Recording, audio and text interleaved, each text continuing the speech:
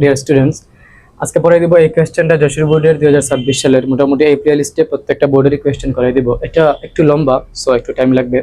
আর প্রথমে জেনে নিব এই ওয়ার্ডগুলোর বাংলা সহজের পুরো প্যাসেজটা আমাদের কাছে ইজি লাগে। গর্ত যাওয়া, ড্রিঙ্ক পান করা, নোটিস লক্ষ্য করা, খেয়াল করা, ড্রপ বাংলা অর্থ হচ্ছে ফুটা, বাট এখানে বসবে, এখানে আসবে ফেলা বা পতন, নিচে ফেলা এরকম। বি মানে তো আমরা জানি হওয়া, বা বি মানে আমরা জানি এমিজার, এগুলো হয়। ক্যারি মানে বহন করা, আর ব্লেম মানে কাউকে দোষ দেয়া। আমরা যেটা করি আমাদের কোনো অপরাধে আমাদের বন্ধুদেরকে দোষ দিয়ে দিই। নোটিস, দুইবার কেন আসলো নোটিস? আচ্ছা, পরে ঠিক করবো। সেট মানে হচ্ছে যে ঘাম, আর মেক মানে হচ্ছে তৈরি করা, বানানো এরকম। দেখো, জুলাই, জুলাই মাসের নাম, বাট কিন্তু দেয়ার ওয়াজ, সেখানে ছিল বা ছিল না এরকম সামনে আসবে। স্টিল এখনো পর্যন্ত, নো সাইন কোনো চিহ্ন, অফ রেইন বৃষ্টির। তার মানে জুলাই মাস হয়ে গেছে বা অলমোস্ট শেষ, কিন্তু সেখানে এখনো পর্যন্ত বৃষ্টির কোনো চিহ্নই নেই। দেখো, ক্লাউড ক্রসড, এটা মনে হয় ক্লাউডস হবে। Clouds crossed the sky but they only dash the heat hotter. Clouds মানে মেঘগুলো, ক্রসড অতিক্রম করে, বাট এখানে আমরা পড়বো ডেকে রেখেছে, দি স্কাই আকাশকে, বাট কিন্তু দে অনলি তারা শুধুমাত্র ড্যাশ দি হিট হটার। মেঘগুলো আকাশকে ডেকে রেখেছে, ইটস ওকে, কিন্তু তারা শুধুমাত্র দি হিট হটার তাপমাত্রাকে আরো বাড়াচ্ছে। হটার এটা হচ্ছে হটের কম্পারেটিভ ফর্ম। সো সো আকাশের এই মেঘগুলো শুধুমাত্র আকাশে আছে, ইটস ওকে, ডেকে আছে, ইটস ওকে, বাট তারা তাপমাত্রাকে আরো গরম করে দিচ্ছে, আরো গরম করে তুলতেছে, তাপমাত্রাকে আরো গরম করে বানিয়ে দিচ্ছে, এরকম তুলতেছে, বানিয়ে দিচ্ছে, তৈরি করতেছে। আমরা এই সেন্সে ইউজ করব মেক। আমাদের প্রথম যে টার্গেট ছিল রাইট ফর্ম অফ ভার্ব, সে টার্গেটটা হচ্ছে প্রথম লাইনকে কেন্দ্র করে আমরা ফুল প্যাসেজটাকে চেষ্টা করব সহজে সলভ করার। জুলাই মাস শেষ, কিন্তু সেখানে এখনো পর্যন্ত বৃষ্টির কোনো চিহ্ন দেখা যায়নি বা ছিল না পাস্ট টেন্স। তার মানে এই প্যাসেজের প্রত্যেকটা 10টার 10টা বা 8টা 9টা সবগুলোই আসবে পাস্ট টেন্সে, যদি না অনেক চমৎকার কোনো কিছু ঘটে যায়। সো আমরা নিব তাহলে বাট দে অনলি মেক। এই যে দেখো, আমি যদি মেক নেই, ক্লাউড ক্রস দি স্কাই, মেঘগুলো আকাশকে ডেকে রেখেছে, কিন্তু তারা শুধুমাত্র গরমকে আরো গরম বানাচ্ছিল। এই যেহেতু স্টোরিটা, যেহেতু পুরো প্যাসেজটা পাঁচটা, তার মানে আমরা পাঁচটি ইউজ করবো। আমি এখানে নিচ্ছি মেককে ক্রস করে MADE, মেড, মাথায় রাখবে এটা। তারপরে এ ক্র ফেল্ট থার্স্টি, THIRS, কারো যদি মনে হয় থার্স্টি, সে কিন্তু ভুল। থার্স্টি, FIRST, ফার্স্ট না ফার্স্ট। আমরা আর কে উচ্চারণ করবো না যদি সেই আর এর পর একটা বাউল থাকে এবং ওয়ার্ডের মধ্যখানে বা লাস্টে হলে সমস্যা নেই। একটি কাক তৃষ্ণা পেয়েছিল, একটি কাকের তৃষ্ণা পেয়েছিল, বা বাংলাতে আরেকটা ওয়ার্ড আছে তেষ্টা বলা যায়।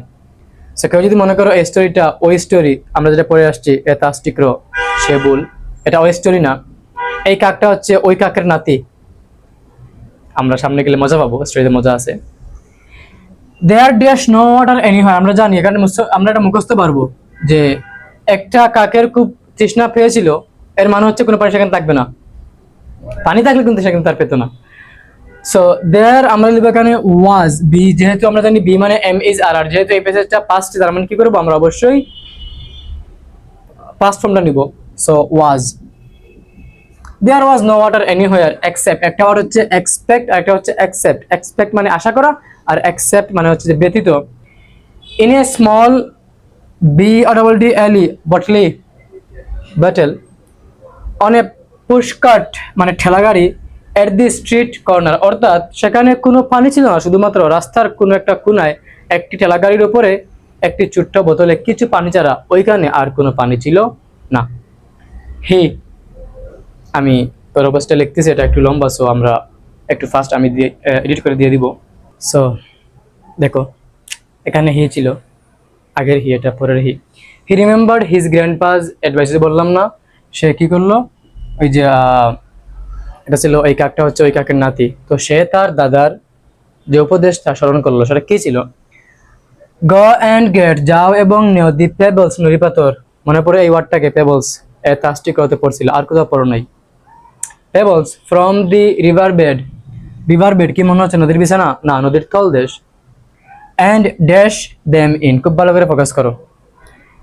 কোনো একটি ঘটনা যা অতীতকালে ঘটলো, বাট আমি মনে করতেছি এখন তোমার বাবা তোমাকে কোনো উপদেশ দিলেন আজকে, তুই মনে করতেছো তো 2028 সালে গিয়ে যে তোমার মনে হবে বাবা যা বললেন হুবহু কিন্তু তা, যেমন তোমার বাবা বললেন তোমাকে যে মন দিয়ে পড়াশোনা করো, তো তুমি তখন বলবা যে আমার তো মনে পড়তেছে আমার আব্বু আমাকে বলছিলেন যাতে মন দিয়ে পড়াশোনা করি, এটা কিন্তু বলবো। তখন বলবো না যে আমি যাতে মন দিয়ে পড়াশোনা করেছিলাম, এরকম তো অবশ্যই না।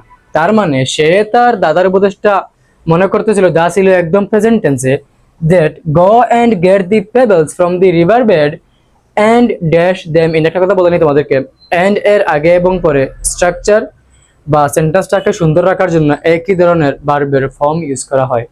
যেমন তুমি চিন্তা করো, তুমি কাউকে বলতেছো বা তুমি নিজেই বলতেছো বা তুমি কোনো একটা লাইন এরকম পেলা যে he likes swimming to read and playing. একটু চিন্তা করো তো, বাংলা অর্থ হচ্ছে সে সাঁতার কাটতে, পড়া এবং খেলাধুলা পছন্দ করে, এটা কি মিললো? না, তুমি বলবা সে সাঁতার কাটতে, খেলাধুলা করতে এবং পড়তে পছন্দ করে, তো লাস্টে আমরা তে নিয়ে আসবো, তাই না? যদিও টু রিড মানে তে আসে, তুমি এখানে চেঞ্জটা বা সেন্সটা কি হয়ে গেল, চেঞ্জ হয়ে গেল। অর্থাৎ একটি সেন্টেন্সে আমরা অনেকগুলো বার রাখলে চেষ্টা করবো প্রত্যেকটাকে একই রকম রাখার, সো দ্যাট সুন্দর হয়। তো আমরা যেটা শিখবো সেটা সহজ করে শিখবো যে এন্ড এর আগে এবং পরে ভার্বের একই ফর্ম বসে। তো যেহেতু গো এখানে প্রেজেন্ট, গেট এখানে প্রেজেন্ট, তো যে বলছিলাম খুব চমৎকার কিছু না ঘটলে পুরো প্যাসেজটা পাস্ট টেন্সে আসবে, বাট এখানে চমৎকার ঘটে গিয়েছে। সেটা কি? সে তার দাদার উপদেশ স্মরণ করে ফেলেছে, দ্যাট গো অ্যান্ড গেট, যাও এবং কাজগুলো করো। তো নুড়ি পাথরগুলো নেও এবং যে বোতলে পানি কম সেখানে ফেলে দাও যাতে পানির স্তরটা উপরে আসে এবং তুমি খেতে পারো। তাহলে আমরা এখান থেকে এই ড্রপটা ইউজ করবো, তাই না? সো ডি আর ও পি, ড্রপ আমরা প্রেজেন্টেই রাখবো। ড্রপ দেম ইন, ভেতরে ফেলে দাও। অফ, অডেবল এফ অফ, কিরকম মনে হচ্ছে না? আমরা পরে আসছি ও এফ অফ। অফ মানে হচ্ছে বিপরীত দিকে, তার মানে সে এটা স্মরণ করার পরই উল্টো দিকে ঘুরে বা কোনো একদিকে দিক বুঝাবো আমরা, কোনো একদিকে সে কি করলো, নদীর দিকে চলে গেল। Off he dash to the river bed where, WHERE, where না ওয়ার, পেবলস, এটা একটু এখানে লিখতে সমস্যা হয়েছে, পেবলস একসাথে আমি লাগাই দিচ্ছি, পেবলস দেয়া ওয়ার ইন অল শেপস। দেখো তার প্রেজেন্ট টেন্সের কাহিনীগুলো শেষ, আমরা আবার চলে আসবো আমাদের পাস্ট টেন্সের পেজে। মানে সে তার বাবার যে কথা মুভিতে হয় না, ফ্ল্যাশব্যাক, যে চোখ বন্ধ করলে আগে কি করছে তা সে দেখতে পারে, তারপরে সে আবার চলে আসে মুভিতে। তো এইখানে এই অতীতকালের স্টোরির প্রেজেন্ট কাহিনীগুলো শেষ, আমরা এখন চলে যাব আবার আমাদের পাস্ট কাহিনীতে।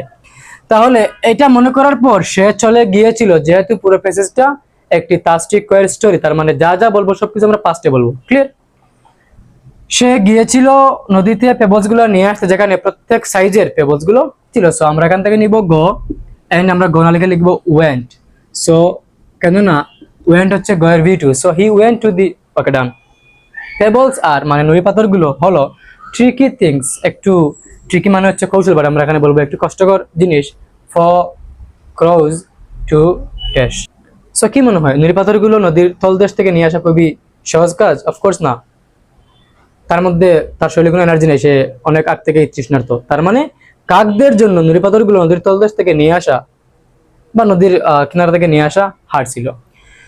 সো যেহেতু এখানে একটা টু আছে, তুমি জানো টু এর পরে না জানলে ওয়েলকাম, জানলে তো মোস্ট ওয়েলকাম, লিখে নাও টু এর পরে ভার্বের বেস ফর্ম বসে। যদি রুলটা ছিল এরকম যে কোনো প্রিপোজিশনের পরে ভার্বের বিয়ন্ড প্লাস আইএনজি বসে, বাট শুধুমাত্র টু হলে সেখানে এই রুলটা কাটবে না, ব্যতিক্রম। আর ব্যতিক্রম মানেই পরীক্ষা আসবে।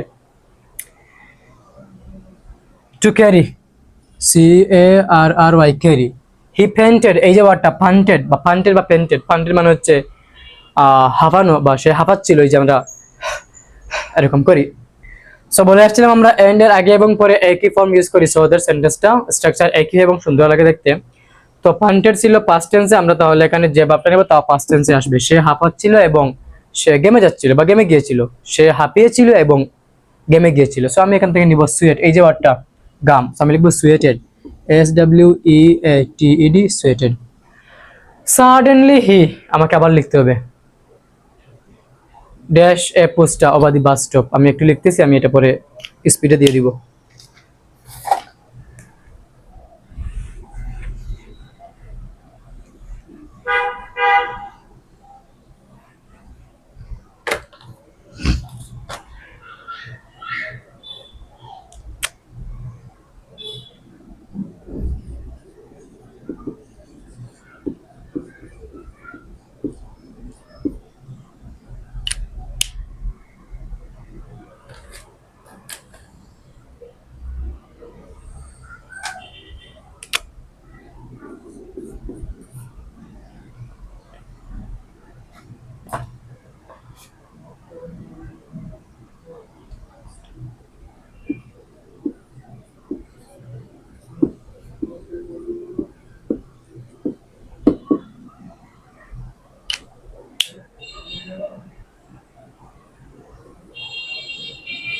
দেখো বাচ্চারা, I am sorry for hand writing because এই কোয়েশ্চেনটা অনেক লম্বা।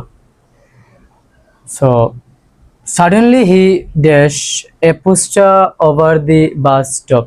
এই স্টোরিটা ফুল পাস্টে, তার মানে আমরা যে ভার্ব ইউজ করব পাস্টে ইউজ করব। তার মানে আমরা এখান থেকে নোটিস নিচ্ছি, মানে হঠাৎ করে সে একটা কিছু লক্ষ্য করলো। ওইখানে বলা হবে হঠাৎ করে সে একটা কিছু লক্ষ্য করেছিল, নোটিসড।